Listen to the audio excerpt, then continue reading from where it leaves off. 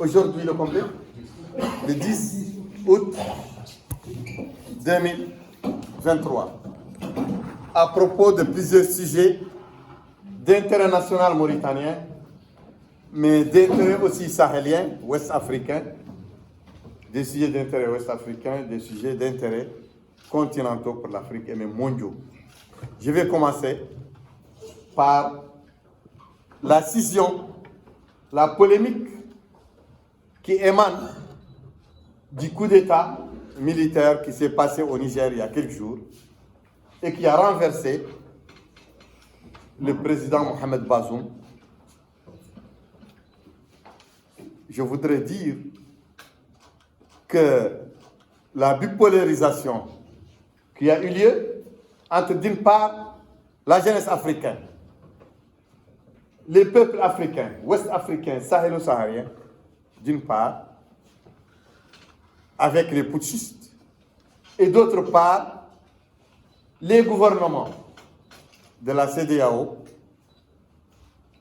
et certains gouvernements occidentaux dirigés par la France, dont le chef de file est la France. Cette bipolarisation émane de nos réalités, de ce que nous ressentons, de ce que nous vivons ici en Afrique de l'Ouest, dans le Sahel. Nous avons le sentiment d'avoir besoin, de manière ardente et urgente, d'une redécolonisation de l'Afrique, d'une redécolonisation de nos pays sahélo-sahariens, de nos pays ouest-africains. Nous avons le sentiment d'avoir vécu après les indépendances, encore jusqu'à nos jours, des décennies d'une nouvelle forme de colonialisme dont les acteurs sont ceux qui nous dirigent. Nos acteurs sont de chez nous. Les acteurs sont de chez nous, de cette colonisation, de cette néocolonisation. Car les démocraties de façade qui ont fleuri et essaimé un peu partout en Afrique de l'Ouest, elles sont restées des démocraties de façade. Les régimes issus de ces élections, souvent convenus, frauduleuses, contrôlées, les régimes qui en sont issus sont des régimes qui ont toujours traité les populations africaines comme on traite des populations colonisées. Comment on vit en Mauritanie, au Mali, en Guinée, au Niger, au Burkina Faso, un peu partout dans tous ces pays? On a toujours vécu les privations. On a vécu le chômage. On a vécu le délabrement des routes. On a vécu la destruction de l'enseignement. On a vécu la destruction de l'éducation. On a vécu et on continue à vivre la corruption, l'enrichissement illicite. On a vécu la confiscation des pouvoirs judiciaires et législatifs au profit des nomenclaturats qui ont investi le pouvoir exécutif à travers des fraudes organisées dans toutes les élections. Bon, l'exemple des élections du 13 mai 2023, élections législatives municipales et régionales en Mauritanie, sont des exemples très parlants. La jeunesse n'a plus de repères. Les jeunesses africaines, ils n'ont aucune foi, aucun espoir dans ces démocraties de façade qui se relaient au pouvoir et que certains pays occidentaux, dont la France en tête, veulent appeler des gouvernements démocratiques. Mais ce ne sont pas des gouvernements démocratiques. la France et l'Espagne ont félicité l'actuel chef de l'État mauritanien, Mohamed El-Ghazouani, lorsque lui-même, en tant que candidat, et son mentor et prédécesseur, Mohamed Abdelaziz, dans la nuit du dépouillage, ils ont déclaré qu'il est vainqueur. La France et l'Espagne se sont empressés de féliciter et de reconnaître la victoire.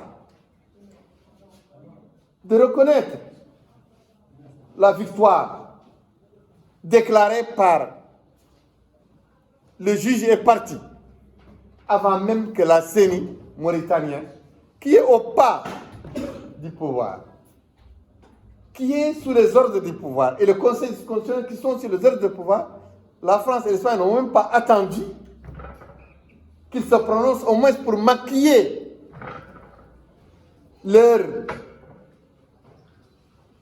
partialité en faveur du candidat Mohamed El-Cheikh Ghazouani. Mais il est impossible que les peuples africains continuent à vivre.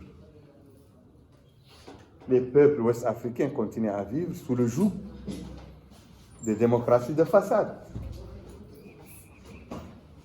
Je vous dis que pourquoi les populations sont enthousiastes lorsque les militaires ont renversé le pouvoir de la démocratie de façade au Mali, au Burkina Faso, et maintenant au Niger, et encore en Guinée. Parce que les populations ne croient plus à ces démocraties. La jeunesse ne croit plus à ces démocraties. Les populations et les jeunes sont à la recherche de sauveurs. Et si le sauveur est militaire, mais tant pis. Si le sauveur est un démocrate, mais tant mieux. Mais s'il est militaire, c'est tant pis. Il faut que la CEDEAO sache que la tentative de rallier l'opinion publique africaine à une intervention militaire au Niger contre les putschistes est un échec de prime abord. Il est impossible, toute l'opinion publique s'est totalement détachée des démocraties de façade. Ce sera un échec total. Les populations, les peuples africains de l'Afrique de l'Ouest, ils ont fait leur choix. Leur choix premier, c'est de vrais démocrates qui viennent au pouvoir à travers des élections libres et transparentes, de vrais opposants. Et cette option qui est idéale, elle est obstruée, verrouillée, refusée par les pouvoirs semblants démocratiques qui sont en Mauritanie, qui sont au Mali, qui sont au Niger, qui sont au Burkina Faso et dans d'autres pays. Parce qu'ils prennent le soin de frauder les élections, de les manipuler et de se reproduire par des élections frauduleuses. Donc, le fait de laisser démocratiquement le peuple choisir un leader, choisir des députés, des maires, des présidents, vous, le club des chefs d'État de l'Afrique de l'Ouest, vous avez verrouillé cette possibilité. Et vous avez laissé une seule porte ouverte, c'est la porte de la violence. La violence populaire, sociale, indicible, qui est dévastatrice, ou la violence brute des militaires qui vont quand même renverser le pouvoir sans effusion de temps, sans effusion de sang. Cette hypothèse est la meilleure pour les peuples. Elle est la moins coûteuse. Et elle a la seule porte. Et c'était ça l'objet de mes propos que j'avais dit ici en Mauritanie, après les élections du 13 mai passé, 2023, lorsque le pouvoir en Mauritanie a fait une fraude massive insolente et inédite pour ces élections. J'ai dit que l'espoir d'un changement démocratique normal a été verrouillé et il ne reste que le changement par la violence indicible ou la violence brute, mais sans effusion de sang, des militaires. Et que tous les peuples du Sahel, tous les gouvernements du Sahel qui ne sont pas passés par cette voie, qu'ils sachent maintenant qu'ils vont passer par cette voie, tant qu'ils ont décidé de verrouiller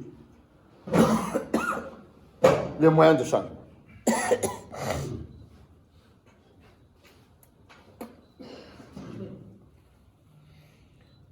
Le deuxième point, c'est le point concernant cette plateforme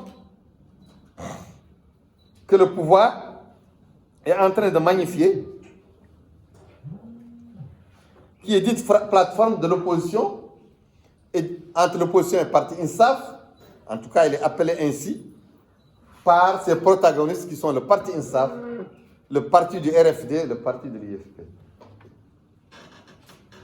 Nous pensons, nous, qu'il est indécent, qu'il est incohérent et que c'est une insulte pour le peuple mauritanien qu'après le pillage que le gouvernement d'Azouani a fait pour les richesses du pays, la destruction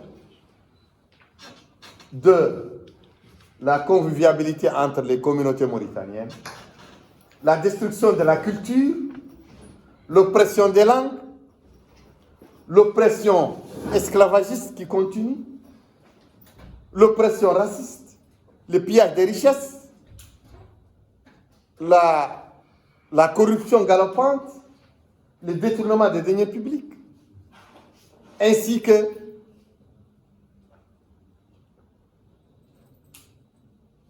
le viol de la Constitution, la domestication du pouvoir judiciaire, la domestication du pouvoir parlementaire à travers l'emprisonnement des députés, la fraude des élections, l'interdiction des partis politiques, la confiscation des terres des citoyens, la confiscation des pièces d'état civil des citoyens, les prix galopants, la légalisation de faux diplômes et de faux médicaments. Après tout ça, on nous propose une plateforme qui magnifie l'alliance avec le parti INSAF, qui est le parti des racistes, le parti des esclavagistes, le parti des pilleurs, le parti des voleurs, les partis des détourneurs. Mais c'est indécent. J'ai voulu tout de suite m'exprimer au nom de l'Irak pour dire au peuple mauritanien que nous nous inscrivons totalement en faux contre ce mépris que ces partis ont pour le peuple mauritanien en lui proposant une proposition si indécente. Je m'exprime sur le troisième point qui est l'emprisonnement de mon collègue, le député Mohamed Bouye ou le chef Mohamed Wade. La levée de son immunité parlementaire qui est une agression contre l'indépendance des députés, une agression contre la séparation des pouvoirs. Nous pensons que l'immunité parlementaire n'a plus aucun sens, étant donné qu'un député qui s'exprime dans l'hémicycle, qui critique le pouvoir, est passible d'être humilié, emprisonné, jugé et condamné. C'est une première. C'est du jamais vu. C'est une agression contre les électeurs qui ont élu ce député. C'est une charge mortelle contre la séparation des pouvoirs, contre même l'esprit démocratique, l'esprit de la Constitution. Nous avons toujours mis en garde le gouvernement mauritanien, le pouvoir mauritanien, le régime mauritanien, contre l'utilisation de l'islam à des fins politiques. Parce que pendant la décennie, Mohamed El Abdelaziz et son ami Mohamed El Cheikh Ghazouani, qui était numéro 1 et numéro 2 durant toute la décennie, numéro 1 et numéro 2 de ce régime, parce qu'il avait une compétition rude avec le parti islamique Tawassul, islamiste Tawassul, et avec certains pays islamiques comme le Qatar et la Turquie. Ils ont inventé une nouvelle loi dans le cadre de leur surenchère contre les islamistes. Ils veulent prouver qu'ils sont plus islamistes que les islamistes. En utilisant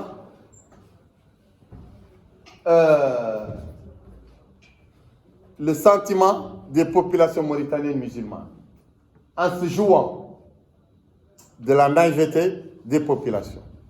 C'est pourquoi ils ont inventé une nouvelle loi qui dit que tout blasphématoire, tout acte ou discours blasphématoire est puni par la peine de mort, sans possibilité de repentir. C'est une loi qui n'existe pas dans le droit islamique. C'est une loi qu'ils ont inventée dans le cadre de leur surenchère contre le parti islamique, contre les États islamistes. Et avec ça, ils ont pu rallier beaucoup de populations dans les rues, contre l'incinération des livres, que moi j'ai fait, et contre le blasphème de Mohamed Cheikh Al-Mkhayter. Ils ont engrangé des cartes, ils ont engrangé le vote, l'adhésion populaire, mais en vérité, ils ne l'ont pas fait pour l'islam. Ils l'ont fait pour la politique. C'est une instrumentalisation politique de l'islam. Mais hélas, maintenant ils se sont embourbés. Maintenant, la même confrontation qui était entre le régime d'Aziz et le régime des islamistes n'est pas la même maintenant entre le régime d'Ghazouani et le régime des islamistes. Car il y a des pesanteurs tribaux au sein du parti Tawassul et dans l'entourage de Ghazouani qui ont pu régler le problème de la cohabitation entre Tawassul et les partis islamiques. Donc, il n'a plus besoin de surenchère à travers les lois sur le blasphème, sur les lois sur en français, j'ai oublié. L'Issa a le blasphème. Il a le parjure, on peut dire le parjure, c'est pas exactement le mot, j'ai oublié le mot. Et maintenant, Mohamed Cheikh Ghazouani n'a plus besoin de la portée politique de la loi, comme son prédécesseur et lui en avait besoin lorsqu'ils étaient en confrontation avec un fort mouvement islamiste et des États islamiques qui étaient adverses. Il y avait une adversité pour eux. Maintenant, ils n'ont plus besoin de l'instrumentalisation politique de cette loi. C'est pourquoi ils veulent la mettre en veilleuse. Et qui doit payer le pot cassé? C'est le député qui réclame son application. Alors que c'est une loi de la République.